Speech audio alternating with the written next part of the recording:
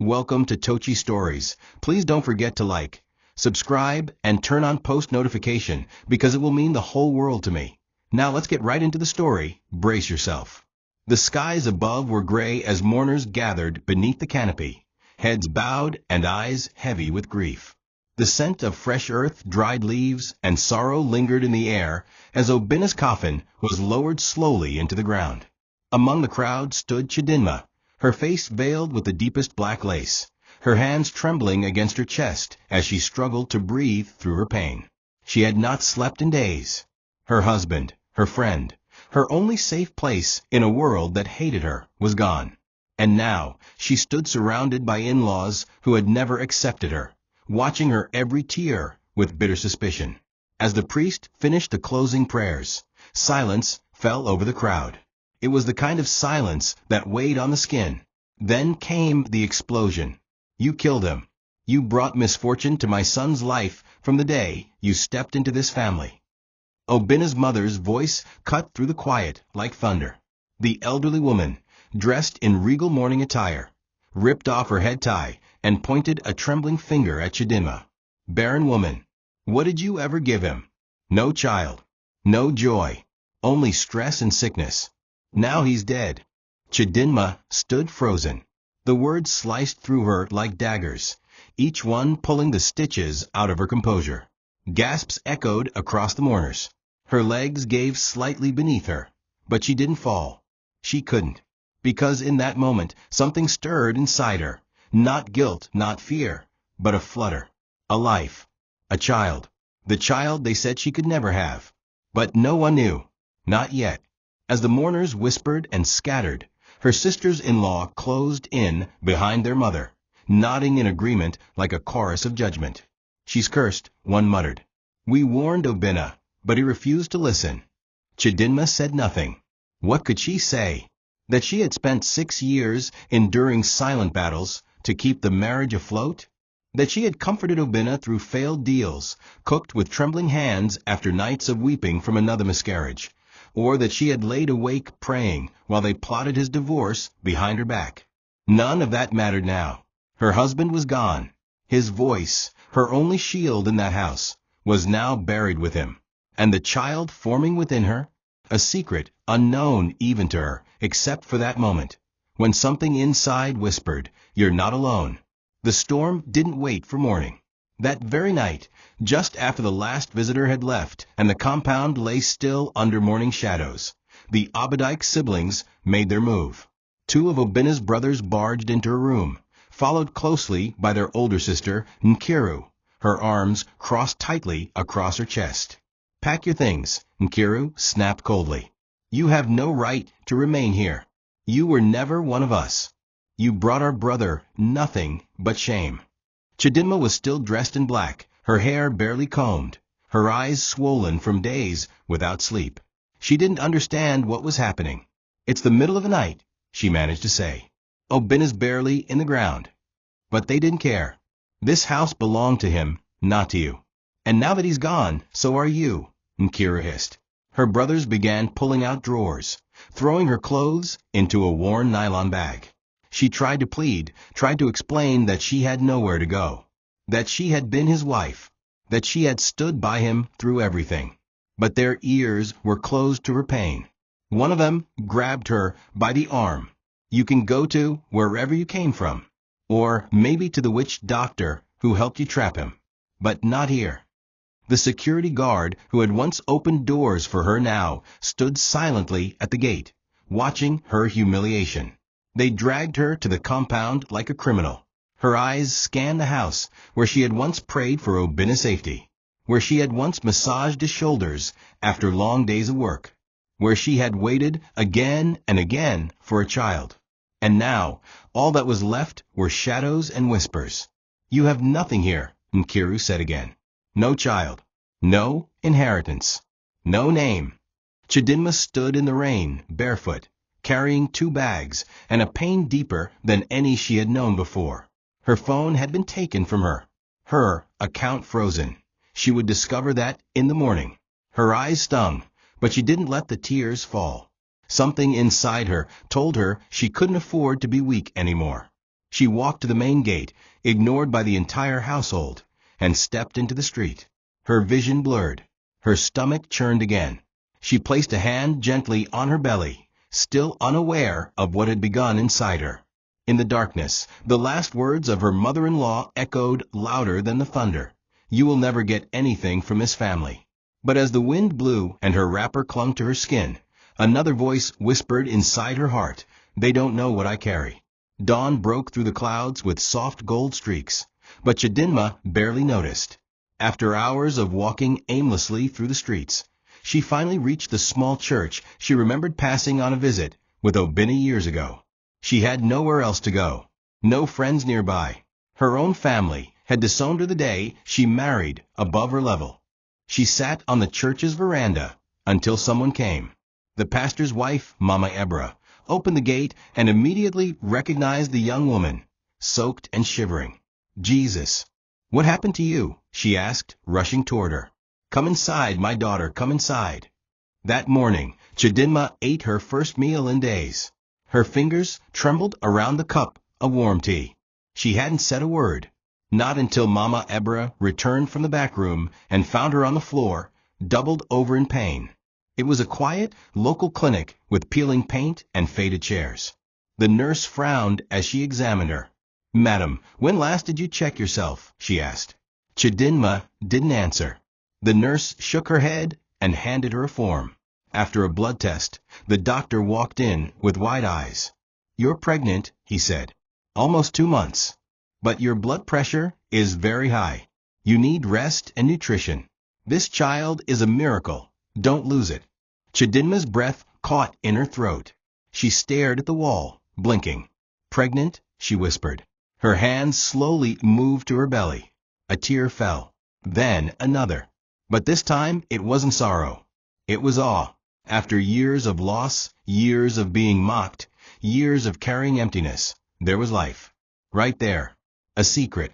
A promise. Back in the church guest house, she sat before a candle and whispered to the child she could barely believe was real. "Your father is gone. And they said I had no place. But you are the place I have now." She closed her eyes and remembered Obina's laughter, the way he used to lift her in the kitchen and spin her around when he had good news. "If you ever come," she whispered to her unborn child, "I'll give you all the love they tried to take from me." Her hands moved across her belly again, protective and trembling. For the first time in weeks, she smiled, weakly, but genuinely, because now she had a reason to keep walking, a reason to live.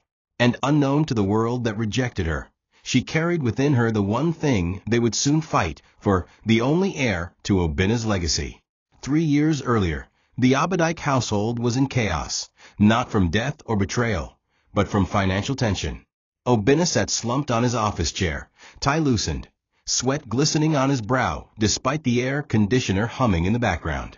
His phone buzzed nonstop with calls from investors and suppliers pulling out of his logistics project. The company's expansion into oil and gas had tanked overnight due to a policy change. His managers had offered no solutions. His siblings were only interested in blame. It was Chidinma, quiet, observant Chidinma, who walked in with a steaming cup of lemon tea and an Excel sheet filled with handwritten notes. "I think there's a way to pivot to marine transport. It won't save everything, but it'll keep us afloat," she said softly. Obina looked up, surprised. "You've been studying this?" She nodded shyly. "At night, while you're asleep. I noticed some trends on an NPC site. Just take a look." That night became a turning point. Obina spent hours analyzing her notes and realized she had seen something none of his team had noticed: an unspoken gap in marine haulage between Lagos and Port Harcourt. It wasn't just a survival tactic, it was a path to resurgence. The next morning, he presented it at a board meeting.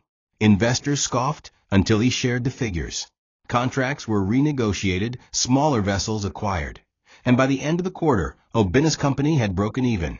When the board members congratulated him, he smiled but said nothing about Chidinma. She had begged him not to. "They already resent me," she whispered. "Let the victory be yours. I'm just glad I could help." That night, he held her tightly in bed. "You're not just my wife, he whispered, voice thick with emotion. You're my backbone, my sanity, my safe place.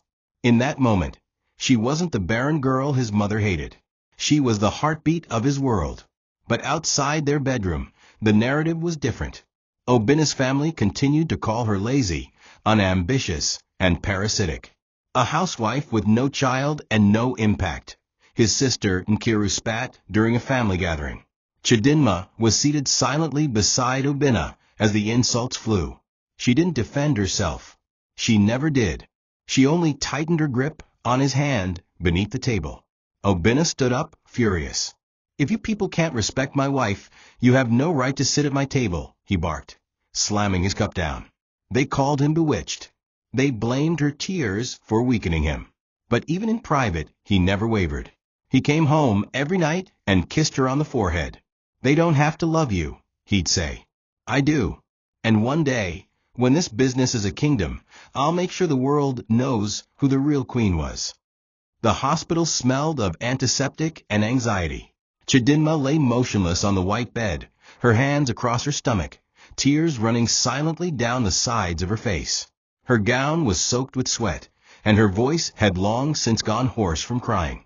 The small life she had carried for 8 weeks was gone. No heartbeat, no movement, just an empty silence in her womb and a vacuum in her chest. Obina sat beside her, still dressed in the clothes he had worn to work that morning, now crumpled and stained with the grief of helplessness. He had watched her collapse in the bathroom, blood trailing down her legs like red sorrow. The doctor had said, she's stable, but the baby couldn't make it. Obina's heart had shattered, but he didn't cry. Not yet. He held her hand. She gripped his tightly, but didn't speak. It wasn't necessary. The pain spoke louder than words. When they returned home, the family was waiting. Obina's mother stood by the door, arms folded. Another one, she said dryly. How many more before you realize this girl was not sent to bring life? Obina didn't respond. His father muttered something about ancestral curses and lineage. Chidinma, still pale and recovering, stood silently behind her husband. Her eyes were swollen from crying, but she didn't let them see more tears. They had blamed her for not conceiving before. Now they blamed her for losing what she finally conceived. We warned you, Obina, his mother continued. A woman that cannot protect the seed of her husband does not belong in his home. That night, Chidinma didn't sleep. She sat by the window, staring into the darkness. Obina walked up behind her and placed his arms around her. I don't care what they say, he whispered. You are enough for me. Even if we never have a child, I'd still choose you. The next morning, Obina canceled a major meeting and cooked her breakfast himself. He sat at her feet and rubbed her legs gently. You didn't fail me, he said again and again. You didn't fail me. But as months passed and her womb remained silent, the family's whispers grew louder. Every visit turned into insults. Every family meeting became a battlefield. Let him take another wife, they would murmur, not so quietly. Let him save our bloodline. Obina resisted every pressure. But Chidinma began to change. She laughed less, prayed more, and at night she would lay her head on his chest and ask softly, what if they're right? He would hold her tighter. They're wrong, he'd say. And even if they weren't, I'd still choose you. Every single time. But deep down, both of them were breaking, and neither knew that fate was already weaving a different ending. It started with a phone call. Obina's mother invited him for a family reconciliation dinner, claiming she wanted peace and unity.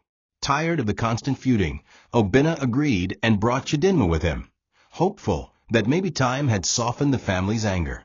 But when they arrived, it was clear the trap had been set.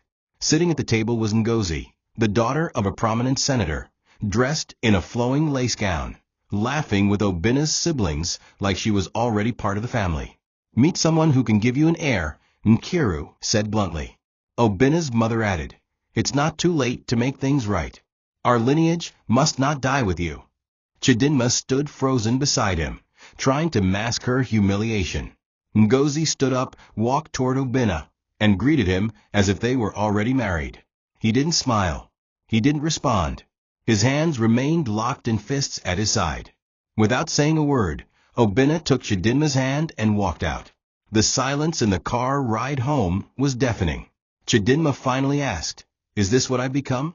A placeholder?" Obinna pulled the car over and turned to face her.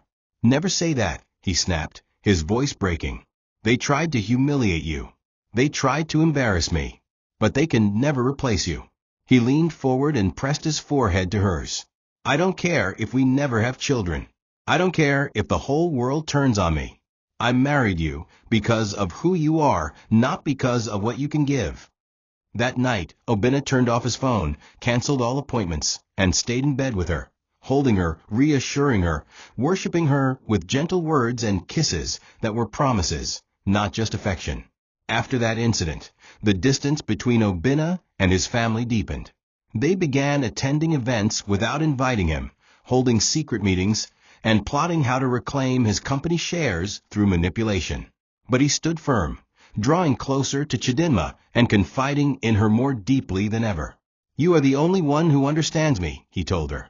"The only one who's never tried to use me." Chidinma, despite her wounds, remained quiet in the background, guiding him with ideas, lifting him in prayer, and filling their home with peace. The world saw Obinna as a successful businessman, but only she knew the storms he fought at night. She was never the enemy his family painted her to be. She was the reason he didn't drown. Chidinma awoke to the soft clanging of the church bell, her body aching from a night spent curled on a mat in the corner of the guest house. The sheets beneath her were damp with sweat. Her stomach churned with nausea, but there was nothing left to vomit. She had skipped dinner. Again, not out of choice, but because the money she made from washing clothes 2 days earlier had gone to buy paracetamol and folic acid. She rose slowly, wrapping herself in the only decent wrapper she owned, and stepped outside to sweep the church compound. It was the least she could do to repay Mama Ebra's kindness. As she swept, she felt a dull pain in her back, a nagging reminder of the life growing within her. Each step was slower now. Her ankles were beginning to swell. Her face was thin, but her eyes held a tired resolve. "I'll survive," she whispered, more to herself than to God. When she returned to her tiny room, she sat before a plastic bowl filled with oranges. She had bought them on credit from a woman at the market who threatened to cut her off if she didn't pay in full by the weekend. Carefully, she packed the oranges into an old tray, tied a scarf around her head, and set off barefoot to the roadside. The sun was already rising, and her feet burned against the tar. "Oranges. Sweet oranges," she called out, her voice hoarse. Passers-by walked past like she was invisible. A few bought, most didn't. She didn't beg. She never begged. She stood from morning till dusk under the burning sun, praying each orange she sold would bring her child one step closer to safety. She barely touched the profits. She used what she could to eat, but most went to vitamins or prenatal medication. By nightfall, her knees buckled beneath her, and she had to be helped back to the church by 2 children who recognized her. Lying on her mat that night, Chidinma whispered softly to her belly, "I know you're tired.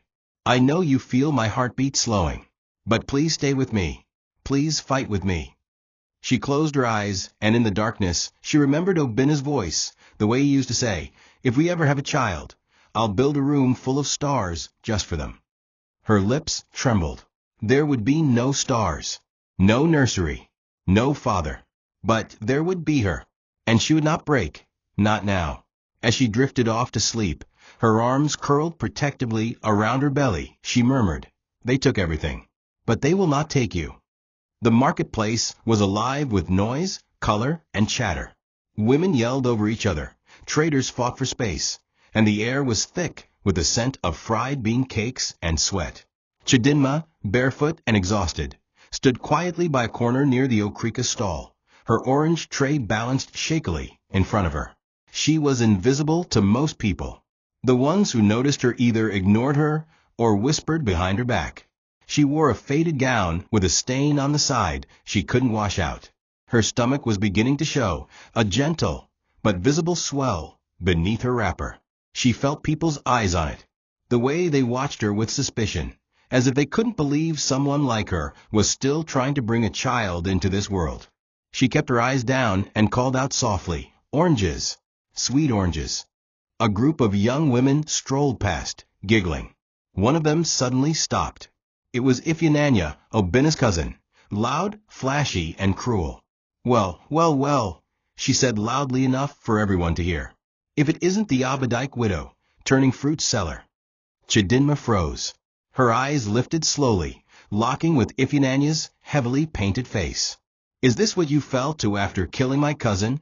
At least you're good for something. Selling oranges suits you more than pretending to be a madam." Laughter erupted from the women around her. Chidinma's cheeks burned. Her throat tightened, but she said nothing. She had learned silence was safer. Safer than defending herself and being called rude. Safer than fighting back and drawing more shame. She bent her head lower and turned away. But as she walked off toward the motor park, one hand supporting her aching back, another resting on her belly, she heard another market woman whisper, "That girl was a rich man's wife. See how she has fallen. God, let it not be our portion." That night, she cried behind the church guest house. Not because of the words, they had said worse, but because she had begun to believe them. She cried because her child would grow up hearing whispers. She cried because she had dreamed of a family, of love, of joy, and now all she had was pity, gossip, and a tiny body inside her that she was afraid wouldn't survive the journey. But after the tears dried, she returned to her room, stood in front of a broken mirror, and whispered to her reflection, "You are not their disgrace. You are your child's hope, and you will not fall apart." The symptoms had been building for weeks: dizziness, chest tightness, relentless nausea, and now unbearable fatigue. One evening, while crossing the street with her orange tray, Chidinma collapsed. The tray shattered beside her, and fruits rolled across the road like scattered prayers. Onlookers rushed to her side, some fanning her, others checking her pulse. "She's pregnant," someone yelled. A few men carried her to a nearby pharmacy where Mama Ebra met them in tears. "She hasn't been eating well," the older woman confessed to the pharmacist. "She's been pushing herself too hard." Chidinma regained consciousness under harsh fluorescent light, her mouth dry, her stomach cramping. A doctor arrived and examined her with concern. "She needs rest," he said flatly, "and proper nutrition. She's severely underweight. If she keeps going like this, she may lose the baby or her life." Back in the church guest house, Chadinma was too weak to stand. Mama Ebra spoon-fed her pap and sobbed while wiping her face. "You're not alone, my daughter," she kept saying. "You'll not die this way." But Chidinma couldn't shake the fear rising within her. She knew what it felt like to miscarry. She had lived it 3 times. And now, as her body trembled in the middle of the night, she pressed her palms to her belly and whispered, "Please stay. Please. I need you." Her child was the only thing left of Obina. The only living evidence that she had once been loved, once belonged somewhere. She was no longer just surviving for herself. She was fighting for a life beyond her own. Each passing day was a battle. The pastor's wife gave up her own meals so Chidinma could eat twice a day. But the shame of dependence gnawed at her. "I will pay you back," Chidinma kept saying. "One day I'll rise again." But inside, a deeper fear haunted her. What if that day never came? What if the child didn't make it? What if the world was right, and she truly was cursed? These questions became the shadows that followed her through every sleepless night.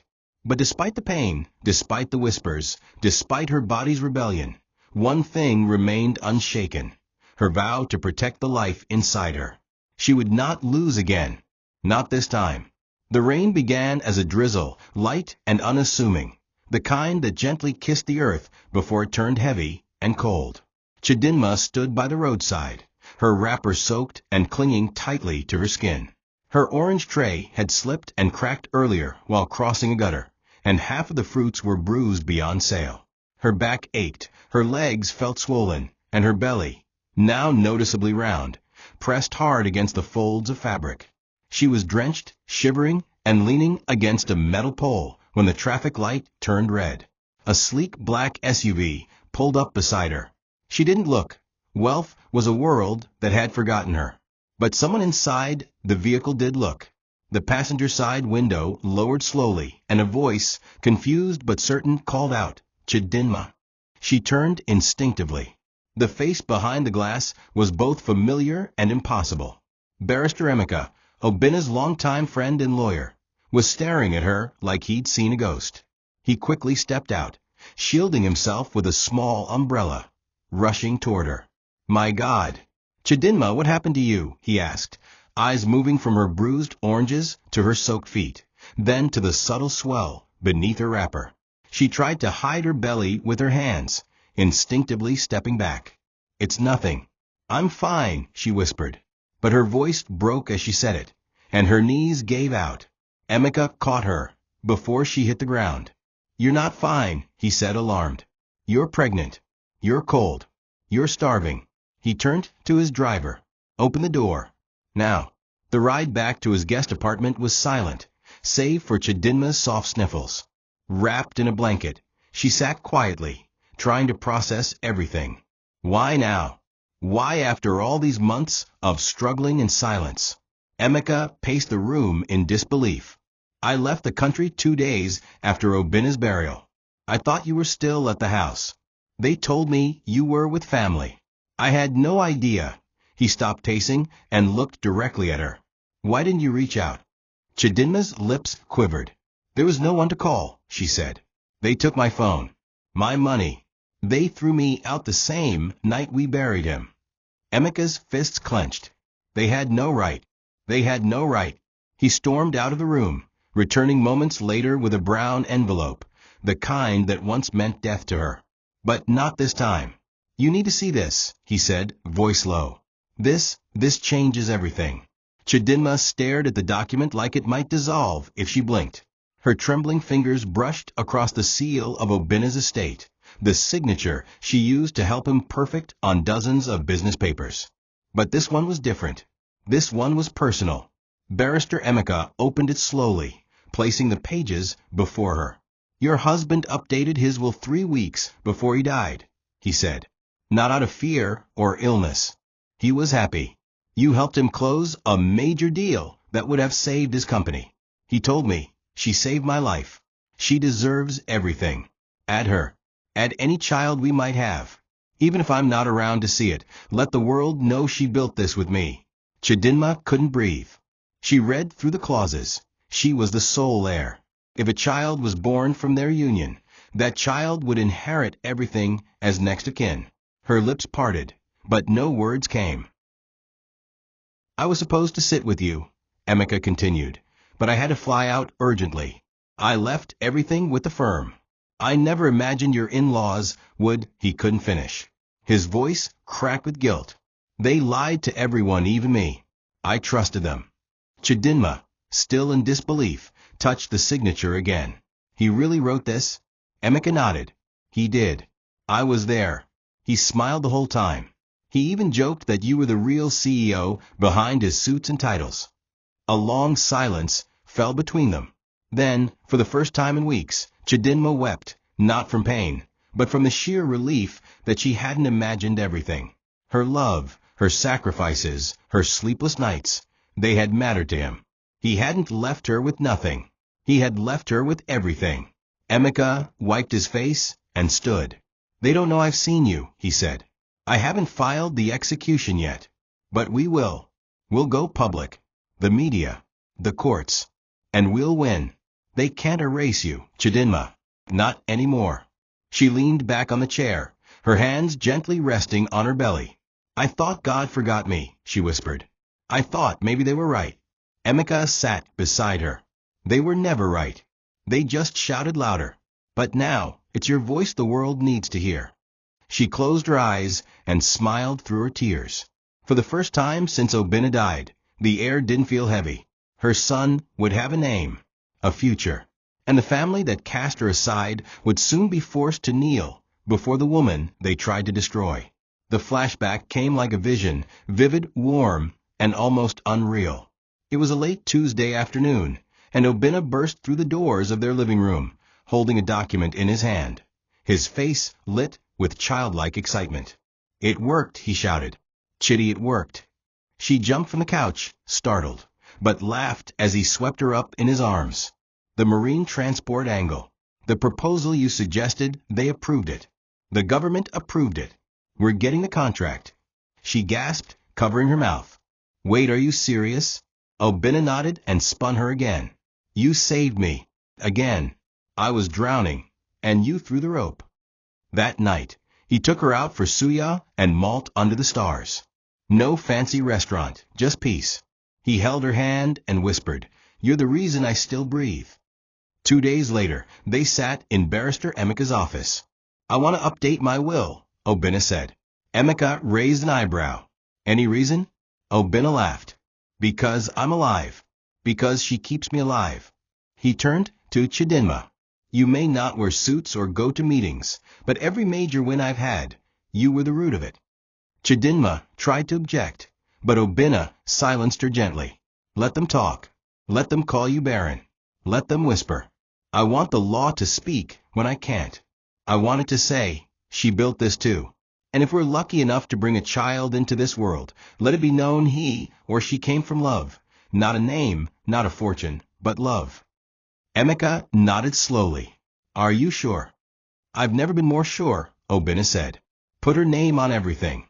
That memory became her strength as she sat beside the window in Emeka's apartment. She clutched her belly and repeated Obina's words aloud. Let the law speak when I can't.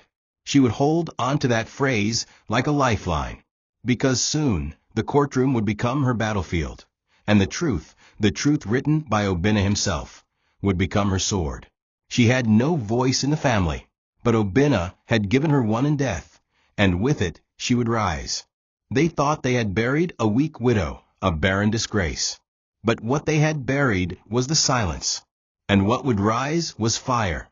The morning after Barrister Emeka officially filed the application to execute Obina's last will and testament, news rippled through the city like wildfire.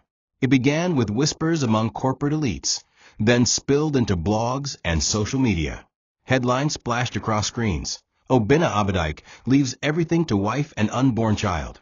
The revelation caused a stir, not only because the once silent widow was now central to the billionaire's legacy, but because it contradicted everything the Abadike family had publicly claimed. Chidinma remained hidden in Emeka's secured residence, guarded, silent, but unshaken. Meanwhile, the family that cast her out flew into chaos. Obina's elder brother, Chief Yizo, called for an emergency family meeting. The Abadike matriarch wailed in fury, swearing the document was forged. My son would never do that. That girl bewitched him. While the media hunted for photos of Chidinma and speculated about her pregnancy, the Abadike family went to war. They hired 2 high-profile lawyers, known for burying evidence and intimidating judges. Fake documents began to circulate, allegedly showing a previous will Obina had signed 6 years ago, one that left everything to his family. They filed a counterclaim at the Federal High Court, requesting that Obina's recent will be declared invalid due to mental instability and coercion by a manipulative wife. Meanwhile, Chadinma watched the storm unfold with quiet terror. Emeka reassured her repeatedly. The law is on your side. The truth is louder than their money. But she wasn't naive. She knew what power could do, how easily it could bend systems, silence truth, erase people like her. The very same people who told her she was worthless were now terrified of her name appearing beside their fortune. Behind the scenes, Emeka began to gather all supporting documents. Obina's business memos praising Chidinma's input, texts confirming his updated decisions, and witnesses from his legal firm who saw the will signed. Chidinma remained calm, not out of strength, but necessity. She had no energy for fear. Her baby kicked more violently now, as if sensing the world he was about to enter. Every time she felt movement in her womb, she whispered, "We'll win. I don't know how long it will take, but we'll win." The court battle was scheduled to begin in 3 weeks. Until then, Emeka advised her to stay out of public view. They will try to discredit you, he warned. They'll dig up your past, twist your story, make you look like a schemer. Chidinma nodded. She had no reputation to protect, because they'd already buried it. But she had one thing left to fight for. And for her son's sake, She was ready to become everything they feared. It was just past 2 a.m. when the pain began. A sharp, radiating ache started in her lower back and pulsed across her belly like a crashing wave. Chidinma sat up from her mattress, her breath short and rapid. "Not now, not yet," she whispered, clutching her side. She was only in her 8th month. But the stress, the trauma, the months of physical and emotional exhaustion had taken their toll. Within 20 minutes, she could barely walk. Emeka, sleeping in the guest room, heard her scream and rushed out. "It's time," she cried. There was no ambulance, no family waiting with blankets and prayers, only a lawyer in pajamas, a dusty sedan, and fear rolling off the dashboard like smoke. The ride to the hospital felt like hours. By the time they arrived, Chidinma had passed out from pain. The doctors moved fast. Nurses in blue gowns wheeled her down the hallway, while Emeka signed forms with shaking hands. "She's only 34 weeks, one doctor said. "The baby's lungs may not be strong enough." Inside the delivery room, Chidinma fought with the last strength in her bones. She thought of Obinna, his laugh, his tears, his words the night they lay in bed after signing the will. "If we ever have a child, I'll name him Obinna after me, so he always remembers who he came from." That memory pushed her. She screamed, cried, bled, and finally, with one last cry that nearly tore her soul apart, a new voice echoed in the air. The baby's cry was thin, but loud. A boy, alive, breathing, fragile but fighting. When the nurse placed the child on her chest, she stared down, sobbing, "Obinna, welcome back to me." The doctors placed the newborn in a glass incubator, wrapped in wires and warmth. Chidinma remained in recovery for hours, her pulse faint but stable. Emeka stood by the window watching the baby sleep, so small, so unaware of the chaos that awaited him. "He's going to change everything," the lawyer whispered. When Chidinma woke, she asked first about her son, then about the will. "You think they'll stop now?" she asked, voice weak. Emeka shook his head. "No, but now we have proof. Blood, legacy, and law." She smiled faintly. "Then let them come." As the nurses wheeled her into the mother's ward, she held her child again, pressing his forehead to hers. "They thought I had nothing left. But I have you. And with you, I have everything." Courtroom tension was like thick smoke, choking, invisible, and inescapable. Weeks after the birth, Chidinma was wheeled into the courtroom for the first hearing. Baby Obinna Jr. nestled in a cotton-lined carrier beside her. Cameras flashed as reporters shoved microphones toward Emeka. Is it true she forged the will? Is the baby really his? Did Obinna ever confirm the child? The lawyers said nothing. Inside the court, both legal teams prepared for battle.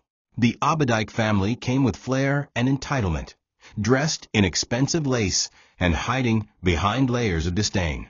Obinna's mother refused to even look at Chidinma. Chief Yuzo sat with folded arms, daring her to speak. The presiding judge, known for his no-nonsense approach, entered, and silence fell. The first order of business, paternity confirmation. The DNA test had already been filed in advance. Emeka walked to the front, document in hand. "Your Honor, we present irrefutable evidence that the child in question, Obinna Abadike Jr., is the biological son of the late Chief Obinna Abadike. The results are signed and certified by 2 independent labs." Murmurs erupted in the courtroom. The judge raised a hand. Silence. The opposing lawyer stood. "We dispute these results. We believe the test was manipulated. We request the court approve a third, independent test conducted by a government institution." The judge nodded. Granted. Chidinma didn't flinch. She knew what the blood would say. She had lived with Obinna, loved him, cried into his chest when she thought she'd never conceive. Their son was not a secret. He was a miracle. The second test came days later, and again, the result was the same. Obinna Abadike was the father. With paternity confirmed, Emeka moved to validate the will. He played an audio clip of Obinna, recorded days before his death, talking casually with Emeka. "If anything happens to me, make sure Chidinma gets everything. I know my family. They'll fight it, but you fight harder." The voice brought gasps, tears, and rage. Obina's mother screamed from her seat. That's fake. It's fake. But the judge warned her. One more outburst, and you're dismissed from this court. Chidinma sat quietly through it all, her baby asleep in her arms. She didn't need to yell or defend herself. Her son's heartbeat, Obina's voice, and the ink of a legal document were all speaking now. And the truth was louder than all the lies her in-laws had ever told. Power, for men like Chief Yuzo Abadike, was not just about wealth, it was about image, control, and being untouchable. The courtroom had exposed a crack in that image. The DNA confirmation had silenced their lies. The judge's acknowledgement of the audio recording had threatened their grip on Obina's estate. But what truly broke Yuzo's composure was the calmness on Chidinma's face as she left the courtroom, holding her son like a queen carrying her heir.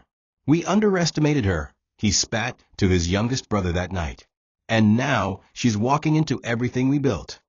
That evening, after a heated family meeting, he made a call, one that blurred the line between desperation and evil.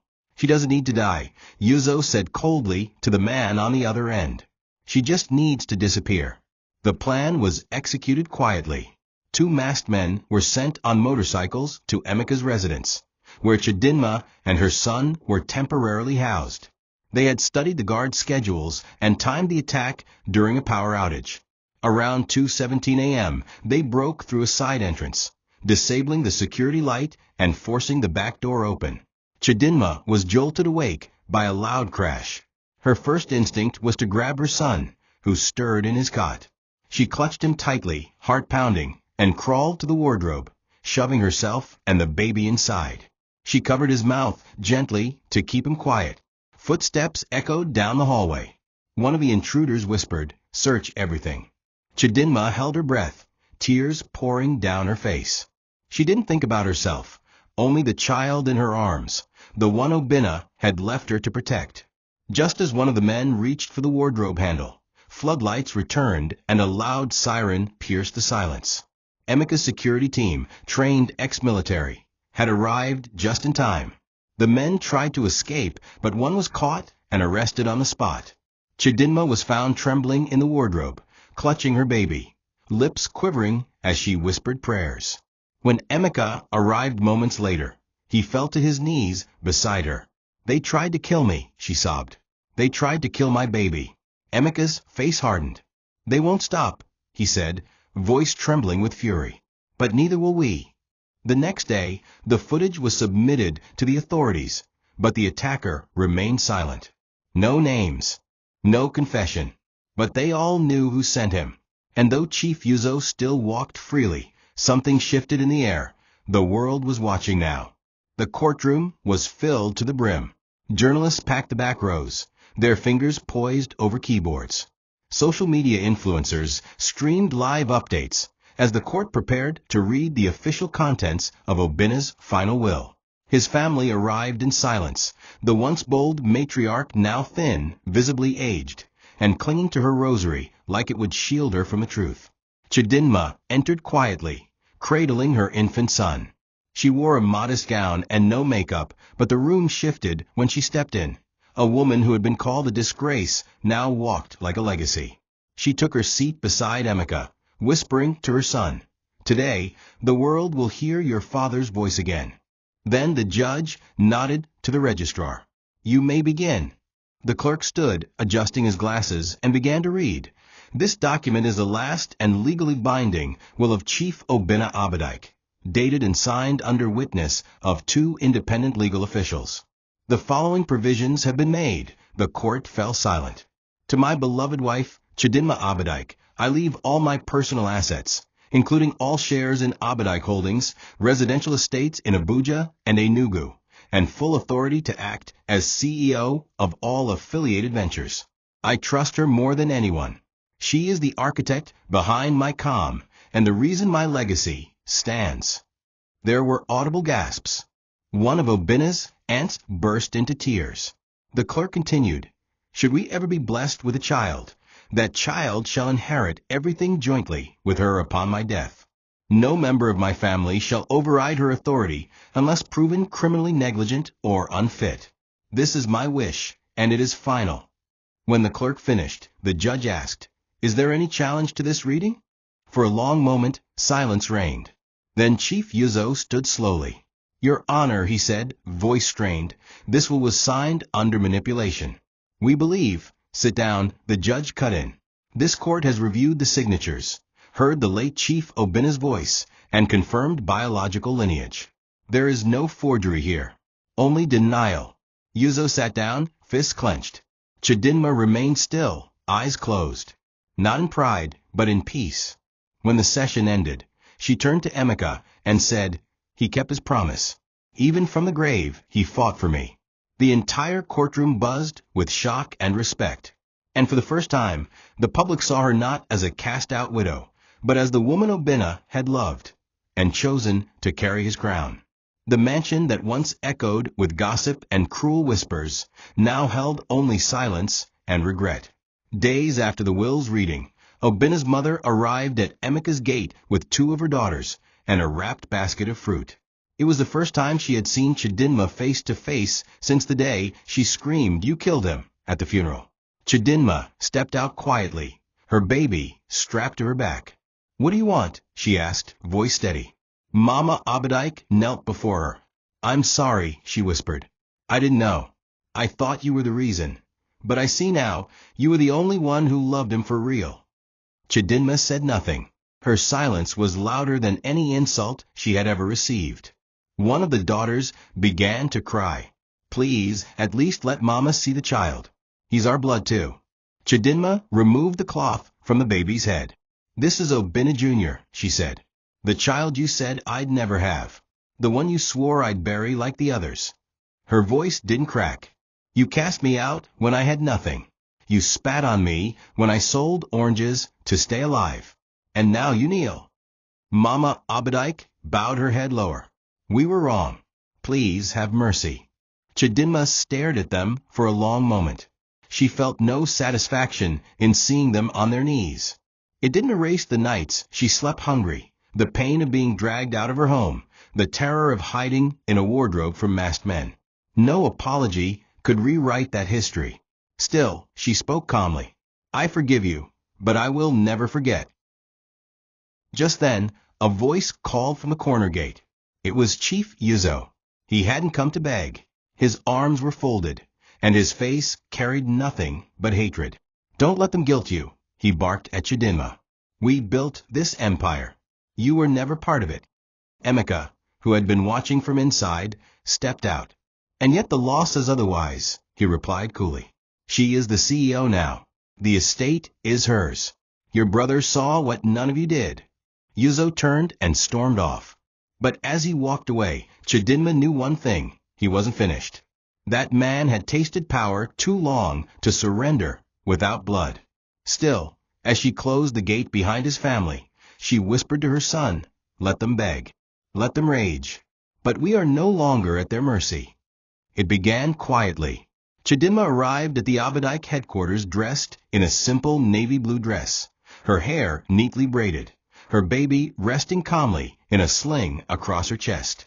She entered the building not as a widow seeking pity, but as the new CEO, appointed legally and sealed in Obina's last will.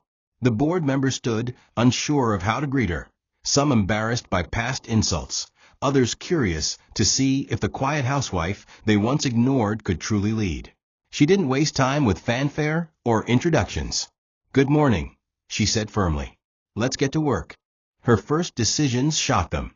She dissolved nepotistic contracts, ordered a full audit, and began restructuring departments that had been bleeding money for years. Within weeks, profits rose by 7%.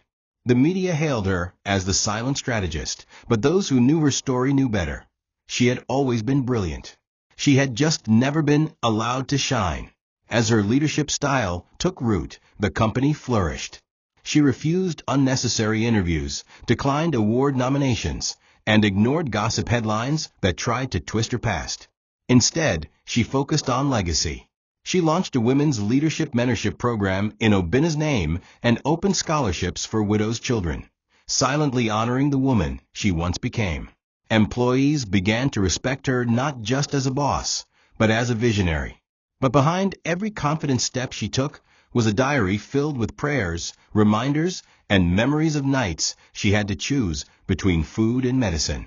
She never forgot the pain. And she never sought revenge, not because they didn't deserve it, but because she didn't need to stoop. "Let the weight of my name be enough," she once told Emeka. "I don't have to scream when my works can speak." But not everyone was pleased with her rise. Chief Yuzo, who had been plotting quietly, attempted to launch a smear campaign, leaking edited footage of private board meetings. It failed. Then he tried to rally shareholders to push her out. That too failed. No matter what he did, the one thing he couldn't erase was Obinna's will, and the undeniable fact that his only son now bore Chidinma's name. One day, during a meeting, she paused and addressed the entire boardroom. "I was never supposed to sit here," she said. "But I am, and I won't waste the pain that brought me here." Silence fell across the room. In that moment, everyone realized something. Chidinma wasn't Obinna's widow. She was his legacy walking in flesh. She didn't just inherit his empire. She rebuilt it better, wiser, stronger. The cemetery was quiet that Sunday morning, the air gentle, the cloud still. Chidinma walked slowly between the headstones, her son in hand, now a little over a year old and full of questions she wasn't yet ready to answer. "Mama, where are we going?" he asked softly. She smiled, adjusting his collar. "To visit someone very special." The marble headstone came into view, freshly polished, surrounded by flowers, some fresh, some plastic, left behind by those who still loved him. "Chief Obinna Iabadike," it read. "Beloved husband, father, and visionary." Chidinma knelt slowly, her hand brushing the cool stone. Her son leaned beside her, curious. She placed a small bouquet on the ground, then whispered, "We made it, Obinna. Everything you left for us, we carried it well." She spoke to him not like someone who was gone, but like someone who still lived within her. "They tried, my love. They tried to destroy everything you built. They tried to ruin me. But your trust, your words, your love, they saved me." Her voice broke slightly. "I didn't get to say goodbye. I didn't get to hold your hand one last time. But I promised myself I'd raise your son to know your heart." The boy sat beside her now, tracing the letters on the grave.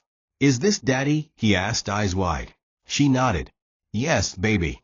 This is your daddy. He was brave. He was good. And he believed in us, even when no one else did." A tear rolled down her cheek. But it wasn't sadness anymore. It was gratitude. For love that didn't die, for strength she didn't know she had, and for the child who gave her a reason to keep breathing. As they stood to leave, she turned one last time and whispered, "I forgive them, Obinna. Not because they deserve it, but because I deserve peace." The boy reached out his hand, and together they walked toward the gate. The sun broke through the clouds then, casting a golden glow over their path. It felt symbolic, like the world was finally making room for her to rise, without apology, without permission. She was no longer the woman they underestimated. She was the woman who carried a legacy, built from ashes and pain, and transformed it into something unshakable. As the gate closed behind them, and their shadows stretched forward, it was clear. Obinna had left her a name, but Chidinma had become the throne behind it. Thank you for watching this video. What did you learn from this story? Drop it in the comments. Please make sure you like, comment, and subscribe to my YouTube channel TOCHI Stories for more.